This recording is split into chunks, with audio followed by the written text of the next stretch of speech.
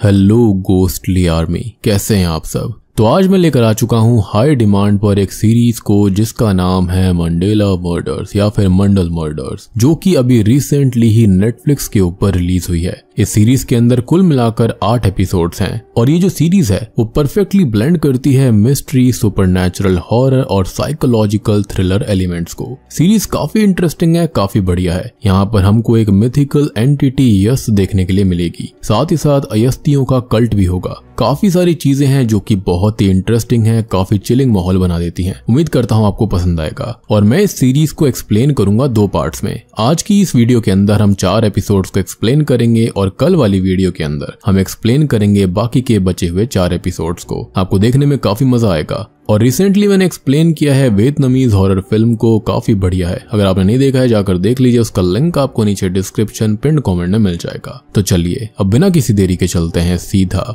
Video की तरफ। तो कहानी शुरू होती है 1952 में चरणदासपुर नामक गांव से और हम चिट्टी नाम की एक लेडी को मोक्ष नाम की लड़की से बात करते देखते हैं। ये दोनों किसी सीक्रेट बंकर के अंदर थे जहां पर मोक्ष को यस्त के बारे में बताया जा रहा था और यहाँ पर ये कहना था कि आज उनका सपना पूरा हो जाएगा। चिट्टी ये कहती है कि हाँ, आज उनका 14 साल पुराना सपना पूरा होगा, 14 साल पुरानी कोशिश कामयाब हो जाएगी और आज वो यस्त बना लेंगे और यस्त बनाने में काम आएगा उनका ये अयस्त यंत्र। और आपको यहाँ पर ये बातें समझ में नहीं आ रही होंगी तो मैं आपको बताना चाहूंगा कि ये एक कल्ट है जिसके लोग होते हैं अयस्ती, जिनके पास में जादू, माइथोलॉजिकल पावर्स और हायर इंटेलिजेंस होता है। पिछले 14 साल से वो यस्त बनाने की कोशिश कर रहे हैं, जो कि एक काइंड ऑफ इविल गॉड या फिर ऐसा कुछ है। बेसिकली अभी हमको डिटेल में नहीं पता, लेकिन इतना जरूर है कि ये कोई हायर बीइंग है। और बात करें कि यस्त यहाँ पर बनेगा कैसे, तो यहाँ पर ये इंसान होगा लेकिन अलग अलग लोगों के बॉडी पार्ट से बना हुआ। और आप ये भी सोच रहे होंगे कि अगर यहाँ पर अलग अलग बॉडी पार्ट्स को मिलाकर इसे बनाया जाएगा तो इसके अंदर जान कैसे आएगी। तो अब सामने आता है अयस्त यंत्र, जो कि एक बहुत ही ज्यादा एडवांस मशीन है। अयस्त यंत्र के बारे में अभी हमें ज्यादा नहीं पता, लेकिन इतना पता है कि ये डिवाइस बहुत ही ज्यादा शक्तियां कैरी करता है। और जैसा मैंने बताया कि यस्त जो है वो अलग अलग इंसानों के बॉडी पार्ट्स को जोड़कर बनाया जाएगा, लेकिन वो चलेगा कैसे, तो उसके अंदर इंसानी खून ही डाला जाएगा और उसी से वो चलेगा, यानी कि वो उसका फ्यूल होने वाला है।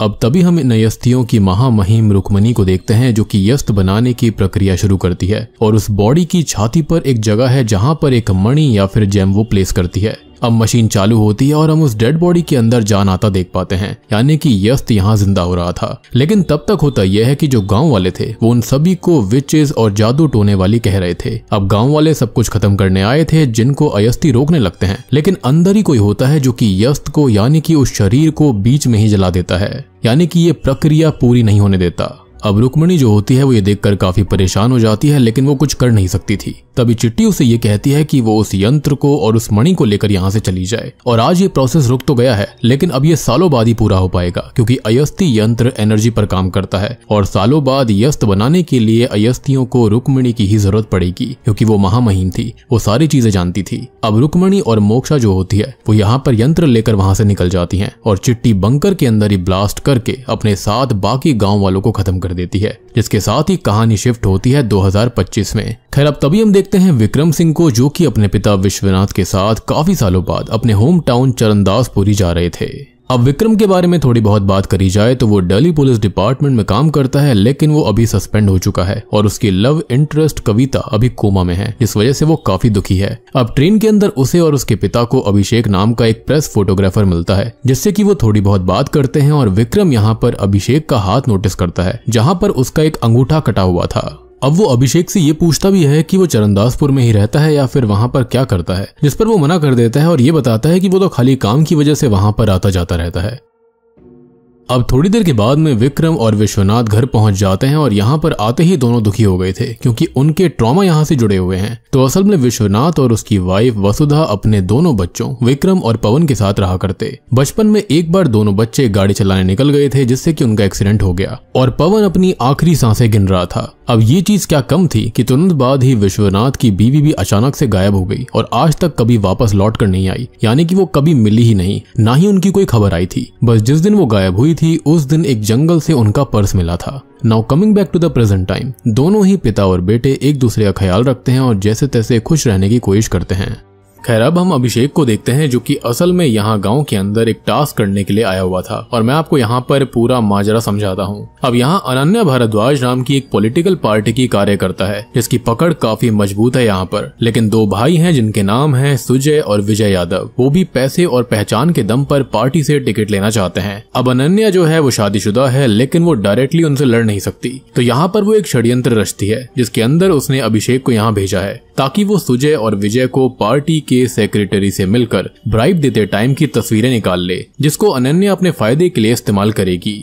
अब अभिषेक जो होता है वो पिक्चर्स क्लिक कर देता है, लेकिन सुजय और विजय उसको देख लेते हैं, जिनसे बचकर वो वहां से भागने लगता है। अब अगले दिन विक्रम अपने दोस्त प्रमोद से मिलता है, जो कि इसी गांव के अंदर पुलिस ऑफिसर है, जो कि असल में उसके साथ घाट पर था। और विवेक के पिताजी विश्वनाथ जो होते हैं वो नदी में स्नान कर रहे थे कि तभी एक खौफनाक मंजर तैरता हुआ उनके पास आता है, जिसमें अभिषेक की बॉडी होती है, लेकिन ये कोई आम बॉडी नहीं थी, बल्कि उसका खाली सर होता है जिससे उसके हाथ पैर जोड़ दिए गए थे, यानी कि उसका धड़ गायब था और माथे पर एक सिंबल भी बना हुआ था। अब ये नजारा देखकर सभी लोगों की रूह कांप जाती है और ये सिंबल हमने शुरुआत में भी देखा था, यानी कि रुक्मिणी के उस बंकर के अंदर। अब विक्रम और प्रमोद जो होते हैं वो साइट को क्लियर करके थोड़ी बहुत तहकीकात करते हैं और बात करते हैं, जहां पर विक्रम बताता है कि अभिषेक तो दूसरे शहर से आया था। खैर अब ये दोनों थोड़ी और बात करते हैं और विक्रम को याद आती है वो रात जब उसकी माँ उर्मिला चाची के साथ पवन को लेकर यहाँ से थोड़ी दूर वरुणा जंगल में गई थी। वहाँ पर क्या हुआ किसी को कुछ नहीं पता, लेकिन कुछ समय के बाद वहाँ पर पवन की बॉडी और वसुधा का पर्स मिला था और वो गायब हो गई थी। और इस पर्स के अंदर ये सिक्का जिसके ऊपर यही सेम सिंबल बना हुआ था, यानी कि ये सब कुछ आपस में कहीं न कहीं जुड़ा हुआ है।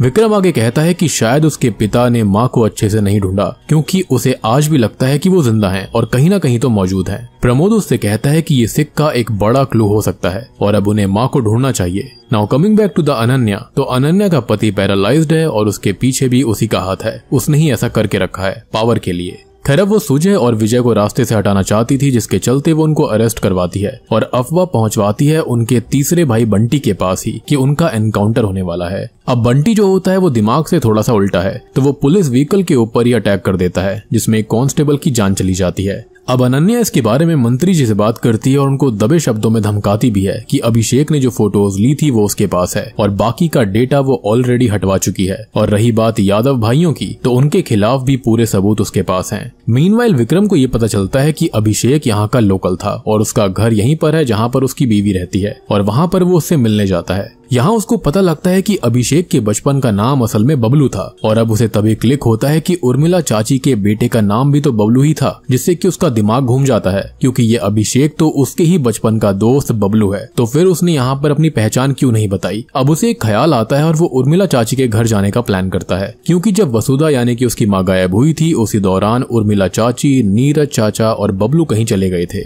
अब इसी बीच उसे अनन्या भी मिलती है, जो कि असल में कविता यानी कि यहाँ पर विक्रम की लव इंटरेस्ट की ही बड़ी बहन है और वो दोनों उसके बारे में थोड़ी बहुत बात करते हैं कि उसके साथ क्या हुआ है। खैर अब हम देखते हैं सीआईबी हेडक्वार्टर्स के अंदर रिया थॉमस नाम की ऑफिसर को, जो कि अभिषेक वाले ही केस पर काम कर रही थी और वो सारे एंगल्स को स्टडी कर चुकी है। रिया को अभी अचानक से कुछ विजन्स आने लगते हैं, जिसके अंदर वो खुद को घायल देखती है। खैर अभी वो अपने सीनियर से बात करती है, जहां पर इस केस के अंदर कुछ तो बड़ा हुआ है और अब वो फील्ड टास्क करना चाहती थी, इस केस को हैंडल करना चाहती थी, लेकिन उसके सीनियर उसके लिए काफी परेशान है, क्योंकि वो 2 साल से अपने आप को एक ट्रॉमा से हील करने की कोशिश कर रही है, लेकिन वो इसमें नाकाम रहती है और उसे आज भी एक छोटी बच्ची के विजन्स परेशान करते हैं, हॉन्ट करते हैं, जिसके साथ कुछ तो गलत हुआ था। मीनवाइल चरणदासपुर के अंदर विक्रम और प्रमोद उर्मिला के घर जाते हैं, जहां पर विक्रम ने अपना बचपन बिताया था, क्योंकि उर्मिला चाची उसके परिवार जैसी और बबलू भाई जैसा था। अब यहाँ चेक करने पर उसे एक रूम के अंदर अभिषेक का कैमरा और खून के दाग मिलते हैं और इसी कमरे की विंडो की सीधी नाक पर ही वो नदी है, मतलब कि अभिषेक के साथ जो कुछ भी हुआ वो इसी कमरे के अंदर हुआ था। खैर अब यहाँ पर प्रमोद ये सवाल करता है कि आखिरकार अभिषेक का जो धड़ है वो कहाँ चला गया, और तभी अचानक से हम एक सीक्रेट चेम्बर के अंदर पहुंच जाते हैं, जहाँ पर अभिषेक का धड़ रखा हुआ था, वो भी अयस्थि यंत्र के सामने। कहानी अब यहाँ से 20 साल पीछे जाती है, जब उर्मिला के साथ वसुधा पवन को बचाने के लिए जंगल आई थी और यहाँ पर वो एक सीक्रेट फैसिलिटी के अंदर आती है और ये सीक्रेट फैसिलिटी है अयस्थियों का बेस। अब यहाँ वो एक आदमी या फिर ये कहें कि इस कल्ट के बाबा वैतरणी से मिलती है, जिसकी आंख के पास उसका आधा चेहरा जला हुआ था। वैतरणी अयस्ती यंत्र के साथ था और वसुधा कहती है कि उसे वरदान चाहिए। वैतरणी कहता है कि वरदान का मोल चुकाना होगा और वो उस सिक्के को यंत्र में डालती है, जिससे कि यंत्र एक्टिव हो गया था और अब वो अपना अंगूठा यंत्र में डाल देती है और यंत्र में अंगूठा डालने के लिए एक स्पेस बना हुआ है। बेसिकली ये एक मैकेनिज्म जैसा था, मतलब कि ये मशीन का एक की एलिमेंट है। वो ये बोलती है कि उसे वरदान में उसका बेटा बिल्कुल ठीक चाहिए और वैतरणी यंत्र का लीवर पुल कर देता है, जिसके साथ ही वसुधा का अंगूठा कट जाता है और वैतरणी ये कहता है कि वरदान प्राप्त हुआ। और तभी अचानक से एक बहुत ही हैवी एनर्जी वहां से रिलीज होती है, लेकिन हमको ये पता नहीं लगता कि आखिरकार यहाँ पर चीज ठीक हुई या फिर नहीं हुई, जिसके साथ ही पहला एपिसोड खत्म हो जाता है।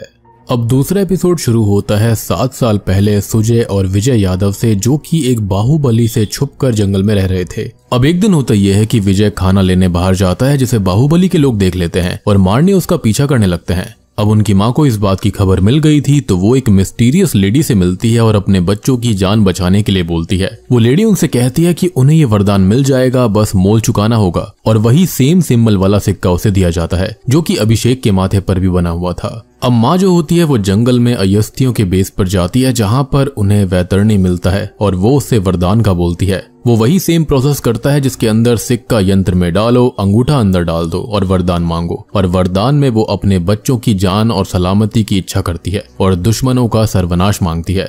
वैतरणी लीवर पुल करता है, जिससे कि अंगूठा कट जाता है और वरदान प्राप्त हो जाता है और सिक्का भी बाहर आ जाता है, जो कि वो वापस लेने के लिए बोलता है। और यहाँ पर देखने वाली बात ये थी कि जब सिक्का डाला जाता था तो एक साइड सिंबल हुआ करता, लेकिन जब सिक्का बाहर आता था तो यहाँ पर दोनों साइड ये सिंबल बन जाया करता। मीनवाइल हम सुजय और विजय को देखते हैं, जिनको कई लोग घेर लेते हैं और मारने ही वाले थे, लेकिन अचानक से वहां ढेर सारी मधुमक्खियां अपने आप ही आ जाती हैं और उन लोगों को काटने लगती हैं, लेकिन इन दोनों भाइयों को कुछ भी नहीं कहती, जिससे कि सुजय भी थोड़ा हैरान रह गया था, क्योंकि सुबह ही उसको एक मधुमक्खी ने काट लिया था। अब इस चीज का फायदा उठाकर ये दोनों सबको खत्म कर देते हैं। वहीं पर वो बाहुबली अचानक से ही हार्ट अटैक से मारा जाता है और अब सीन यहीं पर शिफ्ट हो गया था। यानी कि ये अयस्त यंत्र और यस्त जो कुछ भी है, ये इच्छाओं को तो पूरी करता जरूर है।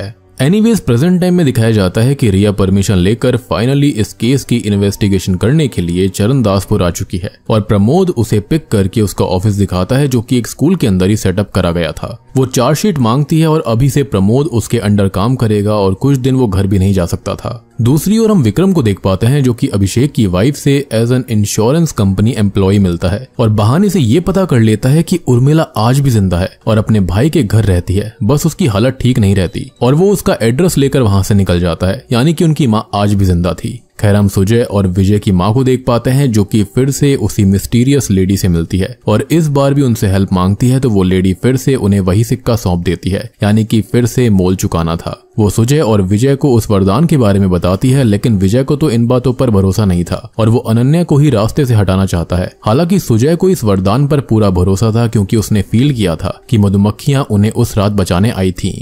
अब सीन रिया की तरफ वापस जाता है, जो कि प्रमोद से पूछती है कि अभिषेक के लैपटॉप की फोटोज कहाँ गई, जिस पर वो ये कहता है कि वो फोटोज अनन्या ने सबसे पहले भेजी थी और जब अभिषेक का सामान यहाँ पर आया था तो उसके डेटा से सारी फोटोज भी हट चुकी थी। रिया अनन्या से फॉर्मल टॉक करने के लिए उसके घर जाती है और अनन्या पहले तो मना करती है, लेकिन रिया इंसिस्ट करके उसकी कार में ही जाकर बैठ जाती है और अनन्या के पीए वेंकट को दूसरी कार से आने के लिए बोलती है।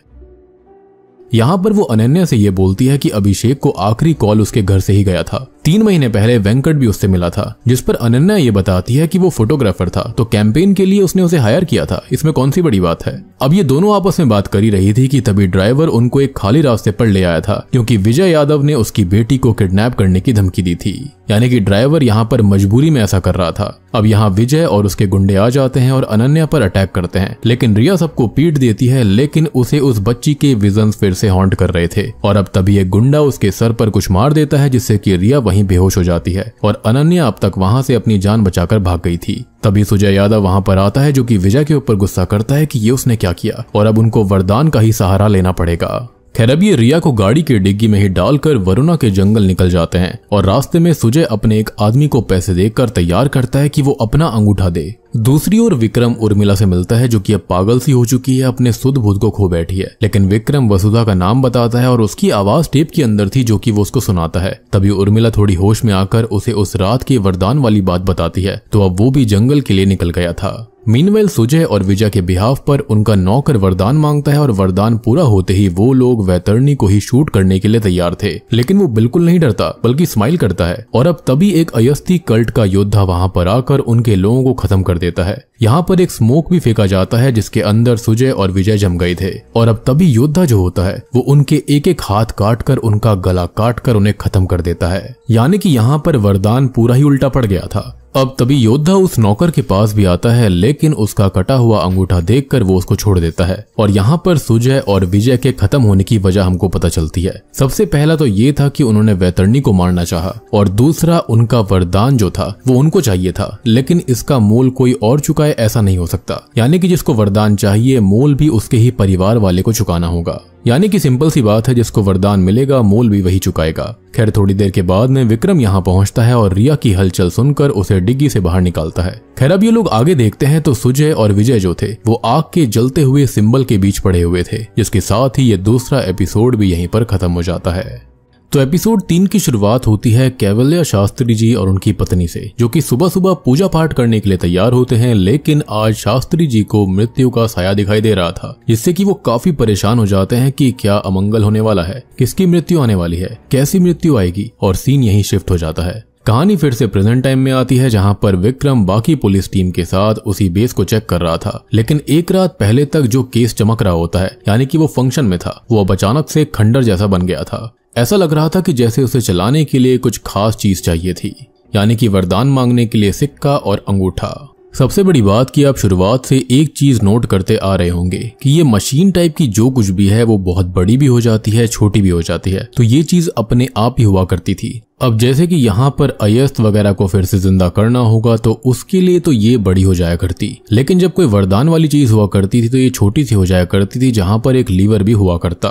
खैर अब विक्रम जो होता है अंदर जाता है और यहाँ पर टॉर्च भी काम नहीं कर रही होती, इवन कैमरा फ्लैश तक काम नहीं कर रहे थे। यानी कि यहाँ पर एनर्जी का काफी खतरनाक मैनिपुलेशन हो रहा था। यहाँ पर उसे खाली यस्त की वो छाप मिलती है जिसके बीच में वो मणि लगाने की जगह थी। अब दूसरी ओर रिया जो होती है वो अनन्या, नौकर बिरजू यानी कि जिसने वो वरदान मांगा था भाइयों के लिए, और खुद विक्रम को इंटेरोगेशन के लिए बुलाती है। यहाँ वो अनन्या से कहती है कि उसने रिया को वहीं पर छोड़ दिया और पुलिस को इन्फॉर्म भी लेट किया ताकि विजय और सुजय रिया को खत्म कर दे, जिससे अनन्या के पॉलिटिकल करियर को फायदा होगा। वो बिरजू से उस रात की कहानी पूछती है कि हुआ क्या था, तो वो वरदान वाली बात बताता है और सिक्के के बारे में बोलता है कि यंत्र में जाने पर उसके एक साइड सिंबल था, लेकिन बाहर आने पर दोनों साइड सिंबल आ चुका था। विक्रम भी उसे सच बताता है कि उसकी माँ गायब हुई थी जिनको वो ढूंढ रहा है, और वो अभी अपनी माँ को इसलिए ढूंढ रहा है क्योंकि उसकी माँ के पर्स में सेम सिक्का मिला था और अभिषेक के सर के ऊपर भी सेम सिंबल है। यानी कि ये सब कुछ आपस में जुड़ा हुआ है और वो इस गुत्थी को सुलझाना चाहता है। वो रिया को ये ऑफर देता है कि वो अपना केस सॉल्व करती रहे और वो खुद अपनी माँ का पता लगाएगा, और इसमें वो साथ काम कर सकते हैं। और रिया को भी ये आइडिया ठीक लगता है। हालांकि यहाँ पर वो सस्पेंड हो रखा है, लेकिन अल्टीमेटली वो है तो पुलिस ऑफिसर ही।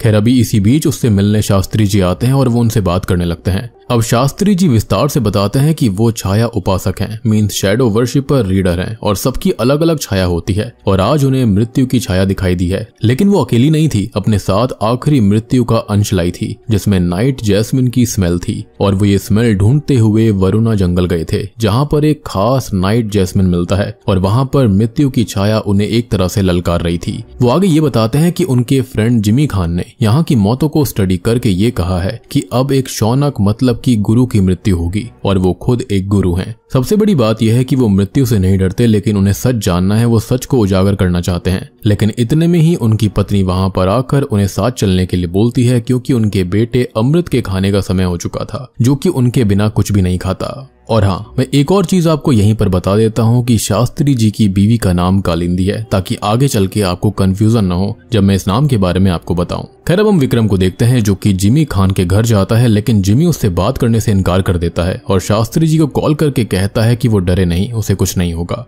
तभी हम रिया को देखते हैं, जो कि शास्त्री जी के बारे में आस पड़ोस के लोगों से पता करती है। तो उसको पता चलता है कि उनका एक लौता बेटा अमृत तो 8 साल पहले ही गुजर चुका है। जी हाँ, और ये सुनकर वो हैरान रह जाती है, क्योंकि सुबह तो उनकी पत्नी कालिंदी ने अमृत के बारे में ही बात करी थी और उसको खाना खाना था ये भी बोला था। खैर वो बिरजू के घर भी जाती है, जहाँ पर उसको शॉकिंगली ये बात पता पता चलती है कि बिरजू का 5 साल पहले खोया हुआ बेटा अचानक से कहीं से वापस आ गया, यानी कि चमत्कार हुआ। और अब वो बिरजू से बात करती है तो हमको फ्लैशबैक में ये दिखाया जाता है कि बिरजू ने वरदान में यही मांगा था कि उसका बेटा वापस आ जाए, जो कि हो गया, यानी कि उसका भी अंगूठा कटा हुआ था। अब रिया उससे ये कहती है कि वो उस कातिल के बारे में बताए, नहीं तो वो उसके बेटे को फिर से उससे दूर कर देगी। वो ये बताता है कि उसने कातिल का चेहरा तो नहीं देखा, लेकिन उसके हाथ में एक प्राचीन तलवार थी और ऐसा शास्त्री जी ने भी बताया था। और अब वो उनसे मिलने निकल जाती है क्योंकि कहीं ना कहीं उनको आइडिया था कि ये हो क्या रहा था। अब इसी बीच हम विक्रम को देखते हैं जिसे अनन्या ने मिलने बुलाया हुआ था, जो कि अपने पति पर स्पाई कर रही थी, जो कि बिल्कुल ठीक हो चुका है। वो भी बहुत ही शॉकिंग बात थी। वो सबको धोखा दे रहा था, उसे चीट कर रहा था और इलेक्शन में वो अपनी ही पत्नी का पत्ता काटकर जीतना चाहता है, यानी कि दोनों ही पति पत्नी में यहाँ पर घमासान युद्ध चल रहा था। अब विक्रम उससे एक हेल्प मांगता है कि वो जिमी के घर की लाइट जुड़वा दे, जो कि महीनों से बिल ना भरने की वजह से कट गई थी। अब वो जिमी के पास जाता है और जिमी उसको ये बताता है कि उसके ग्रैंडफादर के पास उसे कुछ नोट्स मिले थे, जिन्होंने 1952 में यहाँ पर हुई मौतों को स्टडी किया था, यानी कि एक केस के ऊपर रिसर्च करी थी। और हम जानते हैं कि 1952 में यहाँ क्या हो रहा था। वहीं रिया शास्त्री जी से ये पूछती है कि उन्हें तलवार के बारे में कैसे आइडिया था, तो वो कहते हैं कि किसी प्रबल घटना के बाद छाया कुछ देर वहां रुकती है और उन्हें ज्यादातर चीजें विजय की आत्मा ने बताई थी, क्योंकि आत्मा कहीं नहीं जाती, जैसे कि अमृत की आत्मा उनके साथ रहती है और रिया के साथ उस बच्ची की आत्मा रहती है। जिसको सुनकर तो यहाँ रिया शॉक्ड रह गई थी। और आपको यहाँ पर अब ये भी समझ में आ रहा होगा कि शास्त्री जी को सारी चीजों के बारे में आइडिया कैसे था, यानी कि वो हर किसी की आत्मा से बात कर सकते थे, उनको देख सकते थे। अब जिमी ये बताता है कि ये मर्डर्स किसी मंडल से जुड़े हुए हैं और ऐसा 1952 में हुआ था। तब उसके ग्रैंडफादर इस भीड़ के अंदर थे जो कि अयस्थियों को रोकने गए थे। ये मर्डर्स असल में यस्त से रिलेटेड हैं और अयस्त मंडल से, जिसके अंदर 8 भुजाएं मतलब की जॉइंट्स होती हैं और 8 भुजाओं में 8 सिंबल्स होते हैं। वो नोट्स के जरिए 3 सिंबल समझ पाए हैं। अब पहला है दशरथिक का धड़, जो कि है अभिषेक, यानी कि जो चुप कर लोगों को देखा करता था, यानी कि उनके फोटोज वगैरह निकाला करता। दूसरा शुंभ निशुंभ की भुजाएं मतलब कि सुजय और विजय के हाथ। और एक इंटरेस्टिंग चीज की शुंभ और निशुंभ भाई थे जो कि असुर हुआ करते और इन दोनों को ही एक वरदान प्राप्त था कि इनको कोई भी नर नहीं मार सकता, चाहे वो इंसान हो या फिर जानवर। इनकी मृत्यु किसी लड़की के हाथों हो सकती है। खैर तीसरा है यहाँ पर शौनक, यानी कि गुरु का सर, जो कि होंगे शास्त्री जी। अब विक्रम कहता है कि ये केस काले जादू का केस है, जिस पर वो ये बताते हैं कि काले जादू वाले ऐसी मशीन नहीं बना पाते, जिसका यहाँ पर ब्लूप्रिंट है, मींस अयस्त यंत्र है। और हम यहाँ पर शास्त्री जी को देखते हैं जिनको मृत्यु की छाया दिखाई दे रही थी और अचानक उनको अटैक आ जाता है। अब रिया हेल्प के लिए उनकी पत्नी को बुलाने जाती है, यानी कि कालिंदी को, लेकिन शॉकिंगली उसे उनकी सरकटी लाश मिलती है और उनका सर गायब था। मतलब कि शौनक असल में उनकी पत्नी थी, ना कि शास्त्री जी। और इसी के साथ में तीसरा एपिसोड यहीं पर खत्म हो जाता है। चौथा एपिसोड शुरू होता है विक्रम और कविता को दिखाते हुए, जो कि एक दूसरे से बहुत ज्यादा प्यार करते हैं और जल्दी शादी करने वाले हैं। इस एपिसोड की शुरुआत में हम ये जानेंगे कि आखिर इनके साथ हुआ क्या था। अब विक्रम को एक जर्नलिस्ट एक पार्सल भेजता है जिसके अंदर एक कंपनी का डेटा था और कविता खुद भी एक जर्नलिस्ट ही थी, तो वो पता लगा लेती है कि ये एक पॉलिटिकल पार्टी से रिलेटेड $multi-million स्कैम है। और आयरनी देखो कि अनन्या जो है वो भी एक पॉलिटिकल पार्टी के अंदर कार्य करता है। अब विक्रम कविता को मना करता है कि वो ये स्टोरी कवर ना करे, क्योंकि जिसने ये पार्सल भेजा था वो जर्नलिस्ट जिंदा नहीं बचा। सेम नाइट विक्रम पर भी हमला होता है जिसके अंदर वो तो बच गया था, लेकिन कविता उसे बचाने आती है जिसके सर पर गहरी चोट आई थी और तब से वो कोमा के अंदर है, जिसका दुख विक्रम को आज तक सता रहा था और वो रोज उसे वीडियो कॉल करके उसका हाल चाल देखता रहता। खैर अब वो शास्त्री जी के घर जाता है जहां पर रिया उसे एक क्राइम सीन दिखाती है और एक टैबलेट भी दिखाती है, जहां पर उसे ध्यान आता है कि इससे बॉडी स्टिफ हो जाती है। और वो रिया को मंडला यानी कि मंडल के बारे में बताता है कि ये सब अयस्त मंडल के अंडर हो रहे मर्डर्स हैं। अब इन लोगों को शास्त्री जी की पत्नी यानी कि कालिंदी के क्लोजेट के अंदर एक सीक्रेट चेंबर भी मिलता है, जिसमें अयस्त मंडल के 8 सिंबल और कुछ सिक्के रखे हुए मिलते हैं, यानी कि वो इन्हीं से जुड़ी हुई थी। अगले सीन में वो जिमी से मिलते हैं, जो कि ये कहता है कि शास्त्री जी की पत्नी कालिंदी असल में उस ग्रुप से जुड़ी हुई है और वही उनकी गुरु थी। अब वो आगे बात करते हैं इन सिंबल्स के अंदर आखिर है क्या। तो पहले के अंदर तो दृश्यार्थिक का धड़ मतलब कि काइंड ऑफ चीजें दिखलाने वाला, मतलब कि फोटोग्राफर जो कि छुपकर चीजों को देखा करता। दूसरा शुंभ निशुंभ की भुजाएं मतलब कि आर्म्स ऑफ डीमन ब्रदर्स यानी कि असुरों की भुजाएं। और तीसरा शौनक का सर जो कि कालिंदी का खुद का सर था। अब रिया ये कहती है कि शास्त्री जी की पत्नी कालिंदी ने खुद को सैक्रिफाइस करवाया है और उनको सब कुछ पता था क्योंकि शास्त्री जी की चाय के अंदर कुछ तो टॉक्सिक मिलाया गया था जिसकी वजह से उनकी जान चली गई। और खत्म होते टाइम कालिंदी जो थी वो योग मुद्रा के अंदर बैठी हुई थी, यानी कि ये सब करवाया गया था, ऐसा नहीं है कि उनके साथ ये फोर्सफुली करा गया। अब जिमी आगे यंत्र के बारे में ये बताता है कि ये एक प्राचीन यंत्र है, ऊर्जा यानी कि एनर्जी से संबंधित है। और आपको मैं याद दिलाना चाहूंगा कि बहुत टाइम पहले जब यहाँ पर मूर्तियां वगैरह भगवान की या फिर डीमंस की नहीं हुआ करती थी, तो उस वक्त जो लोग हुआ करते थे वो यंत्रों की ही मदद से भगवान को और डीमंस वगैरह को पूजा करते थे। बाकी बात रही इस मशीन के बारे में, तो उस मशीन के अंदर सिक्का डालो, अंगूठा दो और वरदान मिलेगा। सालों पहले वसुधा ने वरदान मांगा था लेकिन उसका बेटा बच नहीं पाया, और फिर हाल फिलहाल में बिरजू ने वरदान मांगा और उसका बेटा जो कि खो चुका था वो वापस लौट आया। खैर अभी रिया जिमी को टास्क देती है कि वो सारे सिंबल्स को डिकोड करके उसके बारे में उसे बताए। खैर अब विक्रम प्रमोद से मिलता है और वो टैबलेट क्राइम सीन से चुरा लाया था और प्रमोद को काम पर लगाता है कि उन्हें पता करना होगा कि ये मिलती कहां पर है, यानी कि इस चीज से उनको पता लग सकता था कि आखिर इसमें कौन कौन इन्वॉल्व है। अब इसी बीच जिमी अगला सिंबल डिकोड कर लेता है जिसका मतलब है किसी राजकुमारी का चेहरा, और ये बात वो विक्रम को बताता है जो कि अनन्या के लिए परेशान होता है क्योंकि वो एक राजघराने से ताल्लुकात रखती है। और आज वो दूसरे गांव चुनाव प्रचार करने गई हुई थी तो वो उसके पास ही पहुंच जाता है। अब शाम को दोनों बात करते हैं जहां पर हमको पता चलता है कि विक्रम 8 साल पहले अनन्या से मिला था और फिर 4 साल बाद कविता से मिला। अब अनन्या विक्रम को हमेशा से चाहती थी, बस बता नहीं पाई, और अभी बातों ही बातों में दोनों बहक जाते हैं और एक दूसरे को किस करने लगते हैं। लेकिन विक्रम खुद को रोक लेता है क्योंकि वो कविता से ज्यादा प्यार करता है, यानी कि अनन्या की बहन से। तभी दूसरी ओर रिया अभिषेक की वाइफ से मिलती है जो कि उसे ये बताती है कि अभिषेक का किसी पुलिस ऑफिसर की बीवी से अफेयर हो गया था और वो ऑफिसर उसे एनकाउंटर में खत्म करने वाला था, लेकिन फिर अचानक से अभिषेक गायब हो गया और इसी बीच वो ऑफिसर एक हादसे में मारा गया। जब अभिषेक वापस आया तो उसका अंगूठा कटा हुआ था और यही चीज शुरुआत में विक्रम ने ट्रेन के अंदर नोटिस करी थी, यानी कि उसने भी कोई ना कोई तो वरदान मांगा होगा। लेकिन वो काफी खुश था और कह रहा था कि उसे वरदान मिल चुका है और अब उसके सारे दुश्मन खत्म हो जाएंगे। खैर अब रिया उस सिक्के के बारे में पूछती है क्योंकि वही इन सब से जुड़ा हुआ था, तो वो उसे वो सिक्का देती है जो कि कुछ फोटोग्राफ्स के पीछे था, और ये फोटोज थी शास्त्री जी की पत्नी की एक लोकेशन पर, यानी कि कालिंदी की। खैर दूसरी ओर अनन्या पर कोई हमला कर देता है लेकिन विक्रम उसको बचा लेता है और ये अटैक बंटी ने किया था। अब विक्रम सोच में पड़ जाता है कि अगर अनन्या के ऊपर इस कल्ट ने अभी तक कोई भी हमला नहीं करवाया है तो वो किस राजकुमारी की बात कर रहे थे, यानी कि किस राजकुमारी की जान खतरे में है। मीनवाइल प्रमोद एक लोकेशन पर पहुंचता है जो कि एक बहुत बड़ा दवाखाना था और ये लोकेशन ही रिया की मिली हुई उस फोटो के अंदर भी मौजूद थी, यानी कि जहां पर कालिंदी आया करती थी। और अब उसको समझ आता है कि कालिंदी को ये टैबलेट कहां से मिली। वो अंदर जाता है और उसके थोड़ी ही देर बाद वहां पर रिया आती है जिसे वो योद्धा एक लड़की का चेहरा काट कर अलग करती हुई दिखाई देती है। ये योद्धा असल में एक लड़की थी और मैंने आपको एक बात बताई थी, शुंभ निशुंभ असुर थे जिनको एक औरत ही मार सकती थी। तो अब आपको ये बात भी समझ में आ गई होगी कि सुजय और विजय को इस लड़की ने ही क्यों मारा था, क्योंकि यही तो टेल थी जो कि बहुत टाइम पहले से चलती आ रही है, यानी कि शुंभ निशुंभ का जो वध है वो खाली लेडी ही कर सकती है और ये योद्धा एक लड़की थी। अब रिया उससे लड़ती है लेकिन वो उससे बचकर भाग जाती है और अब रिया को प्रमोद की लाश मिलती है जिसे वो योद्धा खत्म कर चुकी थी। विक्रम यहाँ पर आता है जो कि प्रमोद के खत्म होने से बहुत ही बुरी तरह टूट गया था। वहीं रिया अपने ऑफिसर से बात करती है जो कि ये कहता है कि पहले शौनक का सर गया, अब राजकुमारी का चेहरा, लेकिन ये राजकुमारी आखिर है कौन। और वहीं पर हम एक फैसिलिटी के अंदर कुछ लोगों को ये सारी चीजें यानी कि धड़, सर और हाथ सिलकर जोड़ता हुआ देखते हैं, जिसके साथ ही चौथा एपिसोड यहीं पर खत्म हो जाता है। तो दोस्तों ये थी इस सीरीज की पहले 4 एपिसोड की एक्सप्लेनेशन। उम्मीद करता हूँ कि अब तक की सीरीज आपको इंटरेस्टिंग लग रही होगी, तो जल्दी से वीडियो को लाइक कर दीजिए क्योंकि जल्दी ही आने वाले हैं बाकी 4 एपिसोड्स भी जो कि काफी इंटरेस्टिंग होंगे और एंडिंग तो काफी ज्यादा खतरनाक है। आपको देखने में भी काफी मजा आएगा। मैंने काफी सारी चीजें डिटेल में एक्सप्लेन भी की हैं। तो वीडियो पसंद आई हो तो लाइक कर देना, चैनल के ऊपर नए हो तो सब्सक्राइब कर लो ताकि आप तक पार्ट 2 की वीडियो जल्दी से जल्दी आ जाएगी। तो मैं आप सबको मिलता हूँ अगली वीडियो के साथ में, तब तक के लिए